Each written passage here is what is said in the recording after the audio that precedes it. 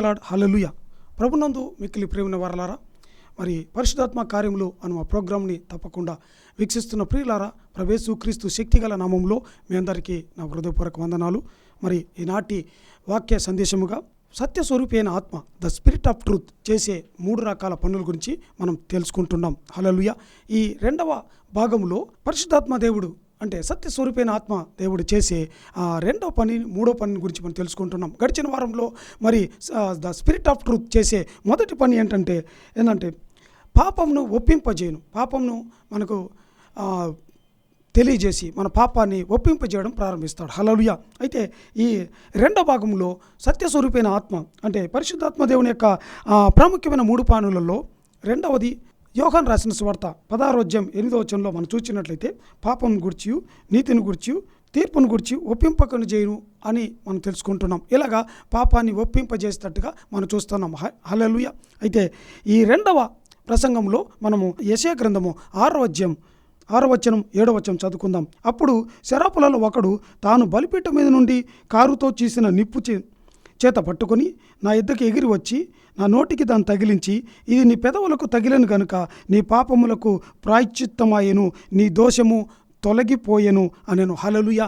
దయచేసి తల వంచుకున్నట్లయితే ఈ వాక్యం కొరకు మనం ప్రార్థన చేద్దాం. Thank you lord. తండ్రి స్తోత్రం, స్తోత్రం. పరిశుద్ధ ప్రభువా మీకు స్తోత్రం తండ్రి. రాజులకు రాజా మీకు స్తోత్రం నాయన.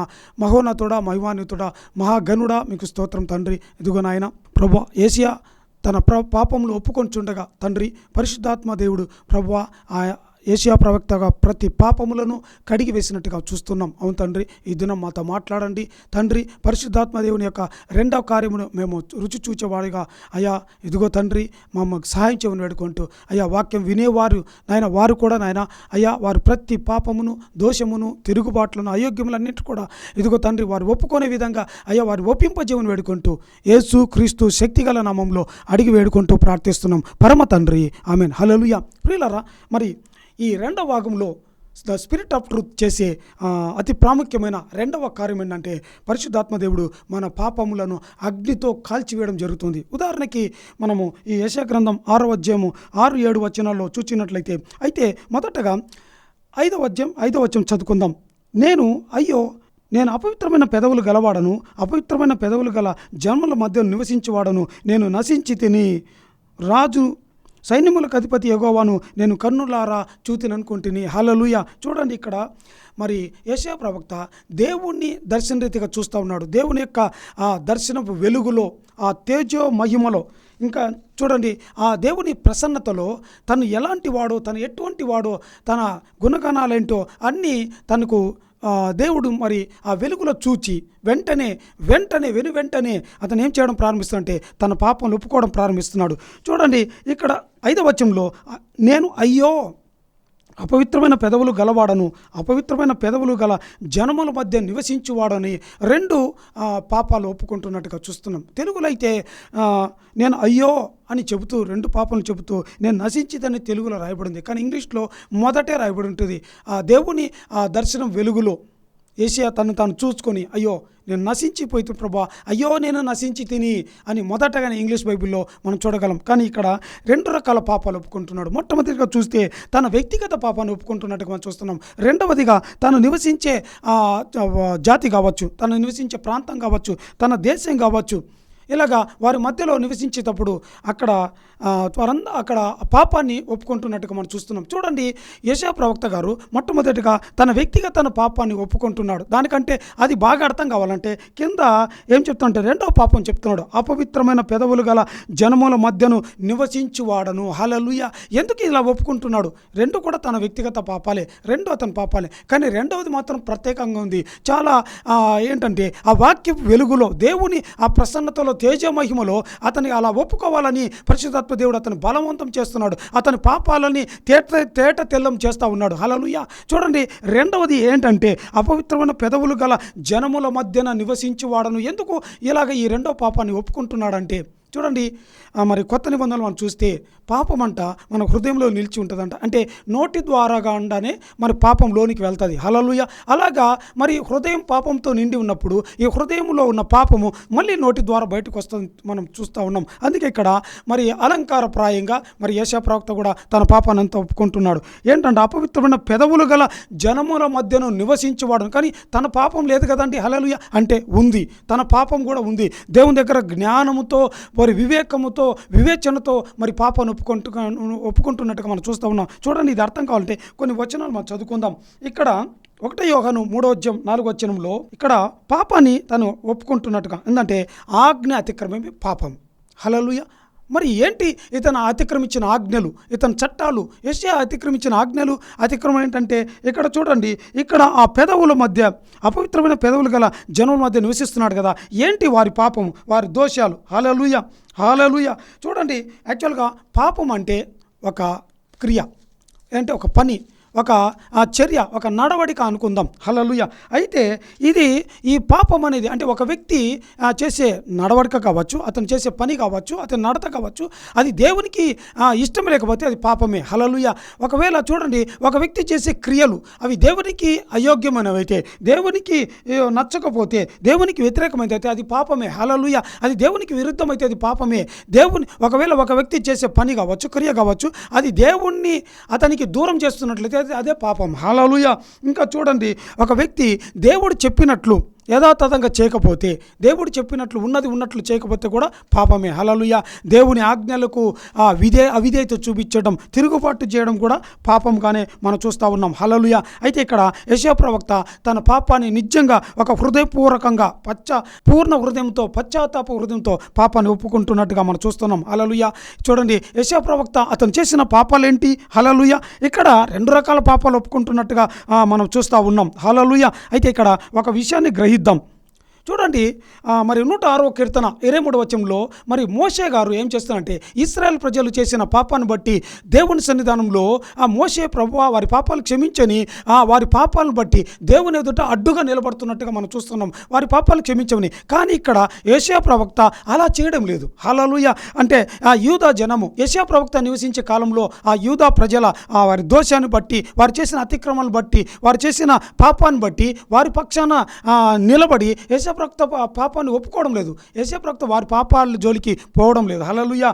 కేవలము తన పాపాలను ఒప్పుకుంటున్నట్టుగా మనం చూస్తున్నాం. చూడండి, ఆనాటి ప్రజలు 5 రకాల పాపాలను, ఒక 5-6 రకాల పాపాలు వారు చేస్తున్నట్టుగా, దేవునికి వ్యతిరేకమైన పనులు, క్రియలు, నడవడి ఉద్దేశాలన్నీ కలిగి ఉన్నట్టుగా మనం చూస్తూ ఉన్నాం. హల్లెలూయా. ఏంటంటే ఈ యేషయా గ్రంథం 1వ అధ్యాయము 2వ వచనము, 3వ వచనం, 4వ వచనం చూసినట్లయితే అక్కడ యేషయా ప్రవక్త అంటున్నాడు, ఇదిగో ప్రభువా, నువ్వు నీ ప్రజలని పెంచి పెద్దగా చేసావు, కానీ వారు నీ మీద తిరుగుబాటు చేయడం ప్రారంభిస్తూ ఉన్నారు. హల్లెలూయా. అలాగే ఇంకా ఏంటంటే పాపిష్టి జనాంగంగా మారిపోయినట్టుగా, దుష్ట సంతానంగా మారిపోయినట్టుగా, దోషభరితమైన ప్రజలుగా వారు మారిపోయినట్టుగా, చెరుపు చేయు పిల్లలుగా ఉన్నట్టుగా, ఇంకా ఏంటంటే దేవుణ్ణి విసర్జించిన వారుగా, యెహోవాను విసర్జించిన వారుగా ఉంటున్నారు. ఇశ్రాయేల్ యొక్క పరిశుద్ధ దేవుని నామాన్ని దూషించే వారుగా వారు ఉన్నట్టుగా మనం చూస్తూ ఉన్నాం. హల్లెలూయా. ఇది వారిలో మొదటి పాపం. ఇంకా రెండవదిగా మనం చూసినట్లయితే ఈ యూదా ప్రజల్లో సామాజిక అన్యాయము ఎక్కువైపోయింది. మోసం చేసే ప్రజలు ఎక్కువైపోతుంటున్నారు. చూడండి, యేషయా గ్రంథము 1వ అధ్యాయము 23వ వచనంలో చూసినట్లయితే, నీ అధికారులు ద్రోహులు, దొంగల సహవాసులు, వారు లంచం కోరుదురు, బహుమానులు కొనిపెట్టుదురు, తండ్రి లేని వారి పక్షమున న్యాయమును తీర్చరు, విధవరాండ్ల వాద్యమును విచారించరు. ఇలాగా అన్యాయంగా అక్రమంగా నడుచుకోవడము, లంచాలకు ఆశపడిపోవడం, మోసకరమైన ప్రజలుగా మోసమైన క్రియలు దేవుని దృష్టిలో చేస్తున్నట్టుగా, మోసమైన నడతను కలిగి ఉన్నట్టుగా మనం చూస్తూ ఉన్నాం. హల్లెలూయా. అలాగే ఇంకా యేషయా గ్రంథం 1వ అధ్యాయం 15వ వచనంలో చూసినట్లయితే, వారి చేతులు రక్తంతో నిండి ఉన్నట్టుగా, వారు చేసే పనులంతా కూడా రక్తంతో నిండి ఉన్నట్టుగా మనం చూస్తూ ఉన్నాం. హల్లెలూయా. ఇంకా మూడవదిగా వారు చేసే దేవునికి ఇష్టం లేని కార్యాలు, నడత, పని, చర్యలు ఏంటంటే ఇంకా మతపరమైన ఆచారాలు చేయడం ప్రారంభిస్తున్నారు. అలాగే ఏంటంటే వేషధారణ కలిగిన ప్రజలుగా మనం చూస్తూ ఉన్నాం. ఈ యేషయా గ్రంథం 1వ అధ్యాయం 14వ వచనంలో చూసినట్లయితే, మీ అమావాస్య ఉత్సవములను నియామక కాలములో నాకు హేయములు, అవి నాకు బాధకరములు, వాటిని నేను సహించలేక విసిగి ఉన్నాను. హల్లెలూయా. చూడండి, చూడండి ఈ యూదా ప్రజలు చేసే చర్యలు, నడత, పని, క్రియలన్నీ కూడా దేవునికి వ్యతిరేకంగా ఉంటున్నట్టుగా మనం చూస్తున్నాం. అలాగే యెషయా గ్రంథం 29:13 అక్కడ రాయబడి ఉంది ఏంటంట, ఈ పెదవులు నన్ను వ్యర్థంగా ఉచ్చరిస్తున్నారు, నన్ను ఘనపరుస్తున్నారు, కానీ వారి హృదయము దూరంగా ఉంది. వారి హృదయంలో పాపంతో కూడుకున్న చర్యలు, ఉద్దేశాలు అన్నీ కూడా నింపబడి ఉన్నాయి, కానీ పెదవులు మాత్రము నన్ను ఘనపరుస్తున్నారని చెప్తున్నట్టుగా మనం చూస్తున్నాం. అలాగే 4వది చూస్తే ఈ యూదా ప్రజలు, ఈ ఇజ్రాయేలీలు ఎలా ఉన్నారంట, ఒక అహంకారం కలిగిన హృదయంతో, వారి హృదయం అంతా అహంకారంతో, గర్వంతో నిండి మట్టి ఉన్నట్టుగా మనం చూస్తూ ఉన్నాం. యెషయా గ్రంథము 2:11 చూసినట్లయితే ఆ నరులలో అహంకార దృష్టి ఉన్నట్టుగా, ఇంకా అహంకారాతిశయం గల గుణము వారి హృదయంలో వారు నింపబడి ఉన్నట్టుగా మనం చూస్తూ ఉన్నాం. హల్లెలూయా. చూడండి, ఈ విధంగా వారి హృదయం నిండా ఒక అపవిత్రమైన పెదవులతో వారు నింపబడినట్టుగా ఉంటున్నారు. అంటే వారి హృదయం అపవిత్రత, వారు చేసే ప్రతి పని అంతా కూడా హృదయంలో అపవిత్రతతో, పాపముతో, చెడుతో నింపబడి ఉండి, మరి అలాగా హృదయం నిండి ఉన్న దానితోనే కదా పెదాలు మాట్లాడేది. అందుకే జ్ఞానముతో అలంకారప్రాయంగా మరి యెషయా ప్రవక్త గారు మరి దేవుని దగ్గర, ప్రభువా నేను అపవిత్రమైన పెదవులు గలవాడను, అపవిత్రమైన పెదవులు గల వారి మధ్య నేను నివసించువాడను, సంచరించువాడని ఒప్పుకుంటున్నట్టుగా మనం చూస్తూ ఉన్నాం. అలాగే చూడండి, ఇంకొకటి 5వ రకమైన ఈ యూదా ప్రజల యొక్క పాపం ఏంటంటే, దేవునిపై ఆధారపడకుండా ఏంటంటే మనుషులను, రాజులను ఆధారం చేసుకున్నటువంటి వారు. మనం వాక్యం చూసినట్లయితే యెషయా గ్రంథము 30వ అధ్యాయంలో చూసినట్లయితే, యెషయా గ్రంథము 30వ అధ్యాయము 2వ వచనం చూస్తే, వారు నోటి మాట విచారణ చేయక, నా మాటలు బట్టి వారు నా దగ్గర విచారణ చేయక, ప్రార్థన చేయక, నా మాటకు భయపడక, నా ఆజ్ఞలు బట్టి ఇదిగో నడుచుకొనక, వారు ఏం చేస్తారంటే ఫరో అంటే రాజులను, ఫరో లాంటి లోక సంబంధులైన అధికారుల మీద మనసు ఉంచడం, వారిని ఆశ్రయించడం చేస్తారు ఉన్నారు. హల్లెలూయా. ఈ విధంగా ఈ 5 రకాల మరి క్రియలు, నడత ఇశ్రాయేల్ ప్రజల్లో, యూదుల్లో ఉన్నట్టుగా మనం చూస్తూ ఉన్నాం. అయితే ఇక్కడ యెషయా ప్రవక్త ఏమని ఒప్పుకుంటున్నట్టే, ప్రభువా ఇదిగో అయ్యో నేను నశించి తిని ఈ అపవిత్రమైన పెదవుల మధ్య నేను నివసిస్తున్నాను. నేను ఎలా ఉన్నానంటే, ఆనాడు లోతు సొదొమ గొమొర్రా పట్టణములో ఎలా నివసించాడో నేను అలాగ నివసిస్తున్నాను ప్రభువా, నా దోషమును నన్ను క్షమించు అని ఒప్పుకుంటున్నట్టుగా మనం చూస్తూ ఉన్నాం. హల్లెలూయా. ఎందుకు ఇలాగా వారందరినీ ఎత్తి చూపించేందుకు అంటే, చూడండి, ఆ జనాల మధ్యలో నివసించేటప్పుడు కీర్తన 1వ వచనంలో ఏంటంట, దుష్టుల ఆలోచన నడవక, పాపుల మార్గమున నిలవక, అపహాసులు కూర్చునక అని దేవుడి ఆజ్ఞ ఉంది కదండి. దేవుడు మరి ఒక ఆజ్ఞను మనం తెలియజేస్తున్నాడు కదా, ఆ ఆజ్ఞను అతిక్రమించడం పాపం. ప్రభువా ఒకవేళ నేను అలాంటి వారి మధ్యలో ఒకవేళ కూర్చున్నానేమో, వారి ఆలోచన ప్రకారం తెలిసో తెలియకో నడిచానేమో, అలాంటి వారి మధ్యలో ఇదిగో నేను సంచరిస్తూ ఉన్నాను అంటే, నా హృదయంలో వారి యొక్క ఆలోచనలు, ఉద్దేశాలు ఇవన్నీ కూడా నా హృదయంతో నింపబడి ఉన్నాయేమో. ఇంకా అపొస్తలుల కార్యములు 2వ అధ్యాయం 40వ వచనంలో చూసినట్లయితే, మూర్ఖులాగో ఈ తరం వారికి వేరే ఉండలే అని వాక్యం సెలవిస్తున్నట్టుగా, అయ్యా నేను వేరుగా ఉండలేకపోతేనేమో. అలాగే 51వ కీర్తన 5వ వచనంలో ఇక్కడ కీర్తనకారుడు దావీదు తన పాపాన్ని ఒప్పుకుంటున్నాడు. ప్రభువా ఇదిగో నేను నా తల్లి గర్భం పుట్టిన తోడనే నేను పాపినని. అలాగే యెషయా ప్రవక్త తన వ్యక్తిగత పాపాలని కూడా ఒప్పుకుంటున్నట్టుగా మనం చూస్తున్నాం. సామాన్యంగా రోమిలి రాసిన పత్రిక 3వ అధ్యాయం 23వ వచనంలో మనం చూస్తే, ఏ భేదం లేదు, అందరూ పాపం చేసిన వారే, ఒక్కడును నీతిమంతుడు లేడు అని రాయబడినట్టుగా తన పాపాలన్నింటి కూడా, తన వ్యక్తిగత పాపాలన్నింటి కూడా, ప్రభువా నేను అలా అపవిత్రమైన పెదవుల వారి మధ్య నేను నివసించి అలా వాళ్ళ ఆచారాలు, వారి గుణాలు, స్వభావాలు నా హృదయం అంతా నిండిపోయి ఉన్నాయేమో, అవి నీకు అసహ్యమైనవే. అందుకే తన పాపాన్ని, తన వ్యక్తిగత పాపాన్ని, ఇంకా తను దేవుని ఆజ్ఞలు అతిక్రమించి చేసిన పాపాలన్నింటి కూడా ఇక్కడ ఒప్పుకుంటున్నట్టుగా మనం చూస్తున్నాం. చూడండి, హల్లెలూయా. ఇక్కడ ఒక విషయం తెలుసుకుందాం. యెషయా అంటే యెహోవా రక్షణ అని అర్థం. నిజంగా ఇక్కడ యెషయా ప్రవక్త ఏంటంటే తన పాపాలు ఒప్పుకొని యెహోవా రక్షణను అతను సొంతం దేవుడిచ్చే రక్షణను అతను సొంతం చేసుకుంటున్నా మనం చూస్తూ ఉన్నాం. హల్లెలూయా. అయితే ఇక్కడ యెషయా ప్రవక్త తన అపవిత్రతను, తన పాపాన్ని ఎందుకు ఒప్పుకుంటున్నాడు, ఎందుకు విడిచిపెడుతున్నాడు, ఎందుకు ఇలా చేస్తున్నాడంటే, 32వ కీర్తన 1వ వచనంలో తన అతిక్రమలకు పరిహారం నొందినవాడు ధన్యుడని రాయబడింది, తన పాపములకు ప్రాయశ్చిత్తం నొందినవాడు ధన్యుడని రాయబడినట్టుగా. అలాగే సామెతల గ్రంథము 28వ అధ్యాయం 13వ వచనంలో మనం చూసినట్లయితే, అతిక్రమములు దాచిపెట్టువాడు వర్ధిల్లాడంట. హల్లెలూయా. అలాగే దాన్ని ఒప్పుకొని విడిచిపెట్టువాడు కనికరం పొందును. ఈ విధంగా అతను తన మనసులో పరిశుద్ధాత్మ దేవుని తేజ మహిమలో ఆ దర్శనం చూచేటప్పుడు యెషయా ప్రవక్త ఏం చేస్తాడంటే, తన పాపాన్ని కప్పుకొనక, తన పాపాన్ని ఇదిగో దాచి ఉంచక, అయ్యో నేను నశించి ప్రభావం ఒప్పుకుంటున్నాడు. చూడండి, ఇక్కడ ఒక ప్రాముఖ్య విషయం తెలుసుకుందాం. ఒక వ్యక్తి పాపాన్ని ఒప్పుకోకపోతే, ఒక వ్యక్తి తన పాపాన్ని దాచి ఉంచితే ఏమవుతుందో తెలుసా అండి? అసలు పాపము ఒక వ్యక్తిని ఏం చేస్తుందో తెలుసా అండి? మీకు తెలుసు, పాపము ఒక వ్యక్తిని ఏం చేస్తుందో తెలుస్తుంది. అయినా కూడా ఇంకొన్ని కొత్త విషయాలు మీకు నేను తెలియజేయాలనుకుంటున్నా. హల్లెలూయా. చూడండి, పాపము ఒక వ్యక్తిని ఏం చేస్తారంటే, పాపం చేసిన వ్యక్తిని ఏంటంటే తన స్వాధీనం తీసుకొని చీకట్లకి లాక్కెళ్ళిపోతుందండి. హల్లెలూయా. అలాగే అతన్ని దాచి ఉంచడం ప్రారంభిస్తుంది. ఇంకా ఏం చేస్తుందంటే అతనితో అబద్ధాలు చెప్పించడం ప్రారంభం చేస్తుంది. నిజమే. హల్లెలూయా. చూడండి, మన వాక్యంలో మనం చూసినట్లయితే ఆదికాండం 3వ అధ్యాయము 8వ వచనంలో చూసినట్లయితే, ఇప్పుడు ఆదాము చేసిన మొట్టమొదటి పాపం ఏందో తెలుసా అండి? ఆదాము చేసిన మొట్టమొదటి పాపం పండు తినడమా? కాదు. పండు తను తెలిసో తెలియకో మరి గుర్తించకనే, తనకు తెలియదు ఆ విషయం. పండు తినకూడదని దేవుడు తినకూడదని పండు తింటున్న విషయం తనకు తెలియదు. తన భార్య ఇచ్చింది, తింటూ ఉన్నాడు. కానీ అక్కడ ఆదాము చేసిన ఆ మొదటి పాపం ఏంటంటే, హల్లెలూయా, దాగి ఉండడం. చూడండి, పాపము ఏం చేస్తుంటే ఒక వ్యక్తిని, పాపం చేసిన వ్యక్తిని ఏంటంటే దాచడం ప్రారంభిస్తుంది. రెండవదిగా ఆదాము చేసిన రెండవ పాపం ఏంటంటే అబద్ధం చెప్పడం ప్రారంభిస్తూ ఉన్నాడు. హల్లెలూయా. అబద్ధం చెప్తా ఉన్నాడు. ఏంటి మరి ఆదాము చెప్పే అబద్ధం ఏందంట? చూడండి, 8వ వచనంలో మనం చూచినట్లయితే, చల్లపుట్టను ఆదామును అతని భార్యయు తోటలో సంచరించుచున్న సమయంలో దేవుడైన యెహోవా స్వరం విని దేవుడైన ఎదుటకి రాకుండా తోట చెట్ల మధ్యను దాగుకొనగా, ఇది మొదట పాపం, దాక్కునే పాపం. రెండవదిగా చూసినట్లయితే, దేవుడైన యెహోవా ఆదామును పిలిచి, నీవెక్కడ ఉన్నావా నేను? అందుకతడు, నేను తోటలో నీ స్వరం వినినప్పుడు దిగంబరిగా ఉంటిని గనుక భయపడి దాక్కొంటిని. హల్లెలూయా.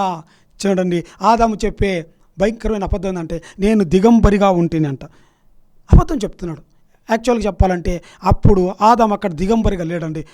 I think is nothing but half naked. ఏంటంటే సగం దిగంబరిగా ఉంటున్నాడు. చూడండి, బయట 6వ వచనం చూస్తే, తన భార్య ఆ పండు ఇచ్చినప్పుడు మరి ఆ పండు తిన్న తర్వాత వాళ్ళ ఆత్మీయ నేత్రాలు తెరవబడ్డాయి.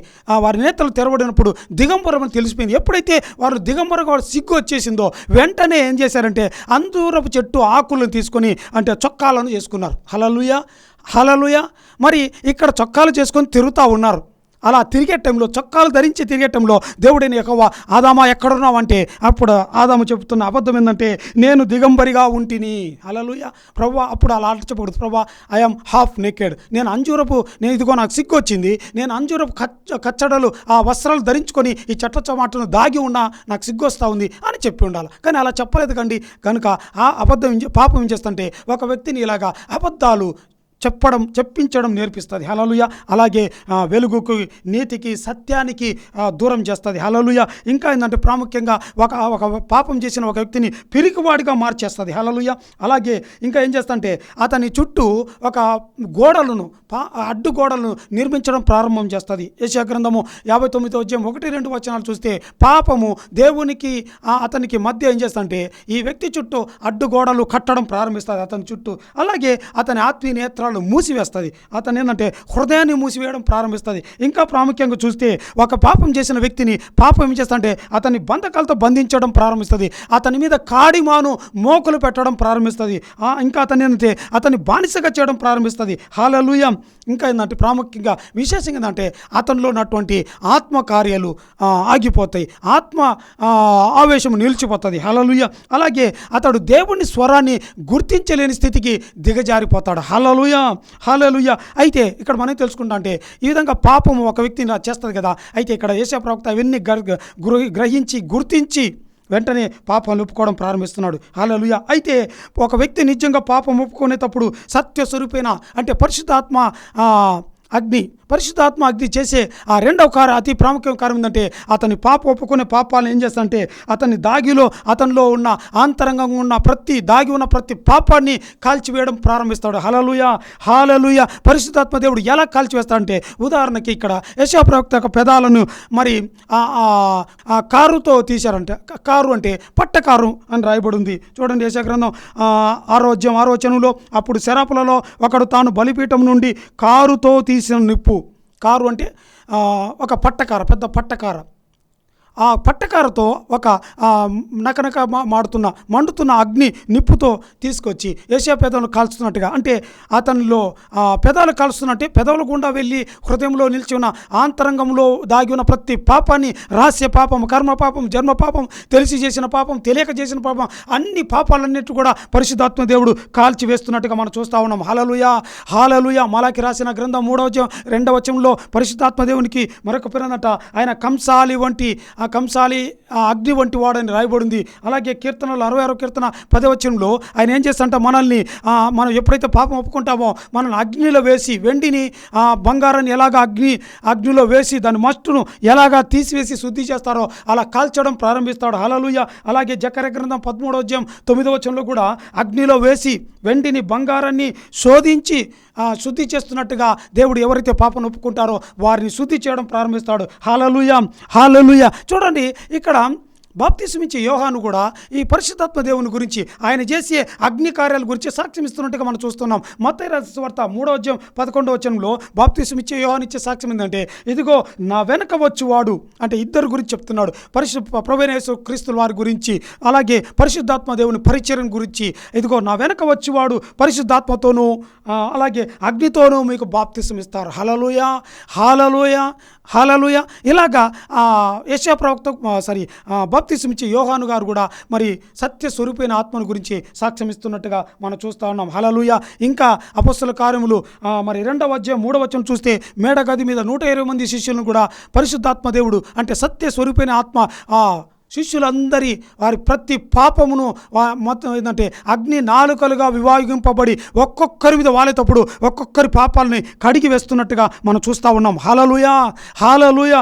ఇలాగూ పరిశుద్ధాత్మ దేవుడు ఎప్పుడైతే ఒక వ్యక్తి తన పాపాన్ని ఒప్పుకోవడం ప్రారంభిస్తాడో, హల్లెలూయా, ఎప్పుడైతే ఒప్పుకోవడం ప్రారంభిస్తుంటాడో వెంటనే పరిశుద్ధాత్మ దేవుడు తన ఆత్మకార్యాలు, తన రహస్య కార్యాలు జరిగించడం ప్రారంభిస్తూ ఉంటాడు. అక్కడ పరిశుద్ధాత్మ దేవుడు మనకు కనపడకపోవచ్చు, కానీ ఆత్మకార్యాలు జరుగుతూ ఉంటాయి. హల్లెలూయా. నువ్వు ఎప్పుడైతే నిజంగా పాపం ఒప్పుకోవాలని నీ హృదయంలో బలవంతం జరుగుతూ ఉంటుందో వెంటనే అప్పుడు ఆత్మకార్యాలు మరి స్టార్ట్ అయినట్టే దానికి గుర్తు. హల్లెలూయా. చూడండి, ఇంకా మనం 3వదిగా పరిశుద్ధాత్మ దేవుడు చేసే అంటే సత్యస్వరూపైన ఆత్మ చేసే 3వ ప్రాముఖ్యమైన కార్యం ఏంటంటే, ఒక వ్యక్తిని మరి అతను ఒప్పుకున్న పాపాన్ని అగ్నితో కాల్చివేయడంతో పాటు ఏంటంటే అతన్ని సర్వసత్యంలోనికి నడిపించడం ప్రారంభిస్తాడు. సర్వసత్యంలోనికి నడిపించడం అంటే ఇది వరకు అపవిత్రమైన పెదవుల వారి మధ్య ఉండకుండా, అపవిత్రమైన పెదవులు కలిగి ఉండకుండా, ఇక ఏంటంటే సత్యమైన ప్రవర్తన, సత్ప్రవర్తన కలిగి ఉండేవారిగా పరిశుద్ధాత్మ దేవుడు నడిపించడం ప్రారంభిస్తాడు. అలా నడిపించే క్రమంలో 2 పనులు, ప్రాధాన్యమైన పనులు జరుగుతాయి. ఏంటి అంటే, ఒకటి, ఆ పరిశుద్ధాత్మ దేవుడు ఒక వ్యక్తిని అగ్నితో కాల్చివేయబడిన తర్వాత వెంటనే అతనికి ఆత్మవరాలు ఇవ్వడం ప్రారంభిస్తాడు. హల్లెలూయా. రెండవది, మొదట ఆత్మవరాలు ఇచ్చి, రెండవది ఏంటంటే అతనికి పరిచర్య ఇవ్వడం ప్రారంభిస్తాడు. హల్లెలూయా. యేసయ్య పనిని కొనసాగించమని, యేసయ్యను సిలువను ఎత్తుకోమని మరి అతన్ని గైడ్ చేయడం ప్రారంభిస్తాడు. హల్లెలూయా. ఈ దినం ఒకవేళ ఈ వాక్యం వింటూ నీ పాపాలు ఒప్పుకుంటున్నావా, అయితే పరిశుద్ధాత్మ దేవుడు ఆత్మకార్యాలు నీలో జరుగుతున్నట్టే, అయితే పాపాలు ఒప్పుకుంటున్నట్లయితే ఇదిగో నీ ప్రతి పాపము దేవుని దగ్గర సిగ్గుపడకుండా, దేవుని దగ్గర గోజాడు, దేవుని దగ్గర బతిమలాడు. అలా ఒప్పుకునేటప్పుడు, నువ్వు అలా నీ పాపానంతా కూడా ఒప్పుకునేటప్పుడు పరిశుద్ధాత్మ దేవుడు నేను అగ్నితో కాల్చడం ప్రారంభిస్తాడు. హల్లెలూయా, హల్లెలూయా. నీకు తెలియకపోవచ్చు, పరిశుద్ధాత్మ కార్యాలు రహస్యంగానే జరుగుతూ ఉంటాయి. హల్లెలూయా. అయితే అలా పరిశుద్ధాత్మ దేవుడు కాల్చివేసిన తర్వాత నువ్వు వరాలు పొందుకుంటావు. హల్లెలూయా. చూడండి, ఉదాహరణకు చూసినట్లయితే మనం కొన్ని ఉదాహరణలు చూస్తే, కొత్త నిబంధనలో కొందరి జీవితాల్లో జరిగిన కార్యాలు చూస్తే నీ జీవితంలో అలాంటి కార్యాలు జరుగుతాయి. హల్లెలూయా. చూడండి, ఇక్కడ మనం యెషయా గ్రంథం 6వ అధ్యాయం 9వ వచనం చదువుకుందాం. ఆయన, నీవు పోయి ఈ జనులతో ఇట్లనుము, మీరు నిత్యం వినుచుందరు కానీ గ్రహింపకుందురు, నిత్యం చూచుతుందరు కానీ తెలుసుకొనకుందురు. హల్లెలూయా. అంటే ఇక్కడ దేవుని యొక్క ఉద్దేశాలని, దేవుని యొక్క దర్శనాలని, ప్రవచనాలని, దేవుని ఆలోచన యావత్తు ఇక్కడ యేషయా ప్రవక్త ఇజ్రాయెల్కి వెళ్ళి, ఆ యూదుల ప్రజలకు వెళ్ళి ఆయన దేవుని పరిచర్యను చేస్తున్నట్టుగా, ఒక పవర్ఫుల్ మినిస్ట్రీ స్టార్ట్ అయినట్టుగా మనం చూస్తూ ఉన్నాం. హల్లెలూయా, హల్లెలూయా. చూడండి, ఇది బాగా అర్థం కావాలంటే యోహాను రాసిన సువార్త 4వ అధ్యాయము 39వ వచనంలో చూసినట్లయితే, అక్కడ సుకారాను ఊరిలో మరి యాకోబు బావి దగ్గర సమరయ స్త్రీని మనం చూడగలం. ఈ సమరయ స్త్రీతో ప్రభువైన యేసుక్రీస్తుల వారు ఆమెతో మాట్లాడుతున్నప్పుడు ఆమెతో మాట్లాడుతున్నప్పుడు ఆమె ఏంటంటే ప్రభువైన యేసుక్రీస్తు వారు ఆయన వాక్య వెలుగులో, ఆయన సన్నిధిలో, ఆయన తేజోమహిమలో మరి ఈ సమరయ స్త్రీ తను ఎవరో, తను ఎట్టంటిదో తన పాపాన్ని ఒప్పుకోవడం ప్రారంభిస్తూ ఉంది. హల్లెలూయా.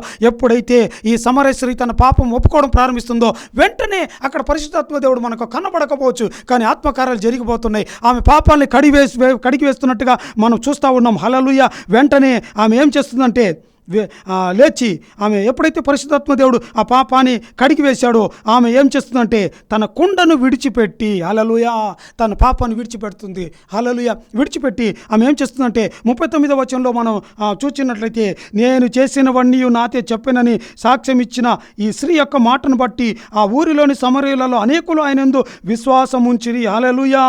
హల్లెలూయా. చూడండి, సమరయ ప్రజలకి సువార్త చెప్పేది ఒక అపవిత్ర జీవితం కలిగిన ఒక స్త్రీ, పాపాత్ములైన స్త్రీ, ఎన్నికలేని ఒక స్త్రీ. హల్లెలూయా. ఒక శ్రేష్టమైన, ఉన్నతమైన, మహోన్నతమైన పరిచర్యను దేవుడు ఆమెకు అప్పగించాడు. మొదట చూస్తే పాపాత్మురాలైన స్త్రీ, అయితే యేసయ్య దగ్గర తన పాపాన్ని ఒప్పుకున్నప్పుడు పరిశుద్ధాత్మ దేవుడు ఆమె పాపాన్ని కాల్చివేసినప్పుడు వెంటనే ఆమెకి దేవుడు ఒక వరం ఇచ్చేశాడు. ఏంటంటే సువార్తను ప్రకటించే వరం, అనేక ఆత్మలు ఆకర్షించే వరం ఆమెకి ఆపరేట్ అవుతున్నట్టుగా చూస్తున్నాం. చూడండి, సమరయలోకి వెళ్తుండగానే ఏంటి అపవిత్రులా, నువ్వు ఎందుకు వస్తున్నావు మధ్యలోకి అని ఆమెను చూడక, ఆమె ఏంటంటే ఆమెను రిజెక్ట్ చేయకుండా, విమర్శించకుండా, ఆమె తోసివేయకుండా ఆమె మాటల మీద లక్ష్యం ఉంచడం ప్రారంభిస్తున్నాడు.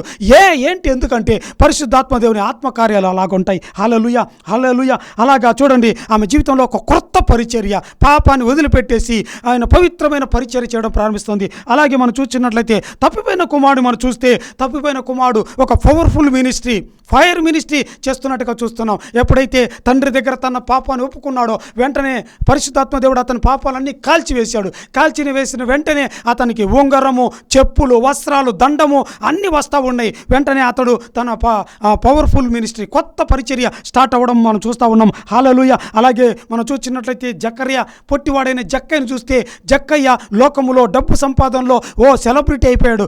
డబ్బులు ఎంతో విస్తారంగా సంపించాడు. ఎప్పుడైతే యేసయ్యను చూచాడో, యేసయ్య వెలుగులో కనబడడం ప్రారంభించాడో, యేసయ్య సన్నిధిలో నిలబడ్డాడో, యేసయ్య స్వరాన్ని విన్నాడో వెంటనే తన పాపములంతా కూడా ఒప్పుకోవడం ప్రారంభిస్తున్నాడు, వణకడం ప్రారంభిస్తున్నాడు, పశ్చాత్తాపడం ప్రారంభిస్తున్నాడు. ఎప్పుడైతే పాపం ఒప్పుకుంటున్నాడో పరిశుద్ధాత్మ దేవుడు అతని పాపాన్ని కాల్చివేసినట్టుగా చూస్తూ ఉన్నాం. ఎప్పుడైతే పరిశుద్ధాత్మ దేవుడు అతని ప్రతి పాపం కాల్చివేశాడో యేసయ్య అతని ఇంటిలో నివసించడము చూడండి. మరి జక్కయ్య క్రొత్త పవర్ఫుల్ మినిస్ట్రీ, ఫైర్ మినిస్ట్రీ. హల్లెలూయా. అతడు ఇది వరకు అన్యాయం చేసేవాడు, ఇప్పుడైతే అనేకులకి డబ్బు పంచుతున్నట్టుగా కొత్త పరిచర్య, వింత పరిచర్య మరి ఆ గ్రామంలో చేస్తున్నట్టుగా మనం చూస్తూ ఉన్నాం. హల్లెలూయా. హల్లెలూయా. అలాగా చూడండి, ఇంకొక ప్రాముఖ్యమైన మనం చూసినట్లయితే ప్రాముఖ్యంగా ఇంకొక వాక్యం చదువుకుందాం. మార్కు రాసిన సువార్త 2వ అధ్యాయం 11వ వచనంలో మనం చూసినట్లయితే చూడండి, ఒక వ్యక్తి పక్షవాయువు గల ఆ జబ్బు చేత బాధపడుతూ 4 మనుషులతో తన ఇంటి దగ్గర నుంచి తన మంచం కావచ్చు, పరుపు కావచ్చు మరి మోసుకొని వచ్చాడనమాట. ప్రభు అయిన మరి ఆ గ్రామంలో ఉన్నప్పుడు యేసయ్య ఒక ఇంటిలో సువార్త చెప్పేటప్పుడు ఆ ఇంటిలోనికి వచ్చేసాడు. హల్లెలూయా. హల్లెలూయా. మరి ఆ వ్యక్తి పాపాలు ఎప్పుడైతే ప్రభువైన యేసుక్రీస్తు వారు అతని పాపాలు క్షమిస్తూ ఉన్నారో, ఎప్పుడైతే అతని పాపాలు కొట్టివేస్తూ ఉన్నాడో, హల్లెలూయా. హల్లెలూయా. 12వ వచనంలో మార్కు రాసిన సువార్త 2వ అధ్యాయము 11వ వచనంలో, పక్షవాయువు గల వానిని చూచి నీవు లేచి నీ పరుపునెత్తుకొని నీ ఇంటికి పొమ్మని నీతో చెప్పుచున్నాను నేను. హల్లెలూయా. ఎప్పుడైతే ప్రభువైన యేసుక్రీస్తు వారు అతని పాపాన్ని క్షమించాడో పరిశుద్ధాత్మ దేవుడు అతని పాపాలని కాల్చివేసిన తర్వాత అతనిలో ఒక గొప్ప మినిస్ట్రీ స్టార్ట్ అవుతుంది. ఏందండి? హల్లెలూయా. తను పరుపునెత్తుకొని తన గ్రామంలో వెళ్ళి ఇదిగో ఆ పరుపును, ఆ బలహీనతను ఇదిగో దేవుడు స్వస్థపరిచాడని తన సాక్షిగా సువార్త చెప్పే వ్యక్తిగా మనం చూస్తూ ఉన్నాం. హల్లెలూయా. ఇంకా అలాగే మనం చూసినట్లయితే అతి ప్రాముఖ్యంగా మార్కు రాసిన సువార్త 9వ అధ్యాయంలో మనం 38వ వచనం చూస్తే ఒక వ్యక్తి ఏం చేస్తారంట, దేవుని పేరట ఏంటంటే 38వ వచనం చూసినట్టయితే, అంతటా యోహాను బోధకుడా ఒకడు నీ పేరట దయ్యములు వెళ్ళగొట్టుతా చూచిమి, వాడు మనల్ని వెంబడించువాడు కనుక వానిని ఆటంకపరిచితిమి. హల్లెలూయా. చూసారా, ఒక వ్యక్తి ఎలా యేసయ్య పేరుతో దయ్యాలు వెళ్ళగొడుతున్నాడు? హౌ ఇట్ ఈస్ పాసిబుల్ అంటే ఆ వ్యక్తి ఒకవేళ యేసయ్య ప్రసంగించేటప్పుడు ఒక గుంపులో ఉన్నాడేమో, తన పాపాన్ని ఒప్పుకున్నాడేమో, తన పాపం ఒప్పుకునేటప్పుడు పరిశుద్ధాత్మ దేవుడు అతని పాపాన్ని కాల్చివేశాడేమో, పరిశుద్ధాత్మ దేవుడు వరాలు ఇచ్చాడేమో, దయ్యాలను వెళ్ళగొట్టే అధికారం, ఆత్మలను ఆకర్షించే వరం, వాక్యాన్ని ప్రకటించే వరం, స్వస్థత వరం, ఇలా వరాలు పొందుకొని పరిచర్య చేయడం ప్రారంభిస్తూ ఉన్నాడు. హల్లెలూయా. హల్లెలూయా. గనుక ఈ దినం దేవుడు పరిశుద్ధాత్మ దేవుడు నిన్ను కూడా ఇలాగే నిన్ను వాడుకోవాలనుకుంటున్నాడు. అయితే మొట్టమొదటిగా నీ పాపములు ఒప్పుకో. ఇదిగో నేను ప్రార్థన చేస్తుండగా నాతో కూడా ఏకీవించి ప్రార్థన చేయడం ప్రారంభించు. స్తోత్రం నాయన. Thank you lord. రంజో యా రివే కరంజను రివే తిరాలబా ఏ రివ షర్బీరాంతోనరికల ఓ రమ షబియాలవరున యా జరఖరియాతోరలబా. తండ్రి స్తోత్రం నాయన. అయ్యా ఎవరైతే ఈ టీవీ ప్రోగ్రామ్ చూసి నాయన అయ్యా పాపాన్ని ఒప్పుకుంటున్నారో తండ్రి, అయ్యా వారి పాపాలను కడిగి వేసిన ఆయన అయ్యా మీ ఆత్మతో నింపి ఆత్మవరాలతో నింపి మీ పరిచర్యకు వాడుకోమని వేడుకుంటూ యేసు క్రీస్తు శక్తిగల నామములో అడిగి వేడుకుంటూ ప్రార్థిస్తున్నాం పరమ తండ్రి. ఆమేన్. హల్లెలూయా.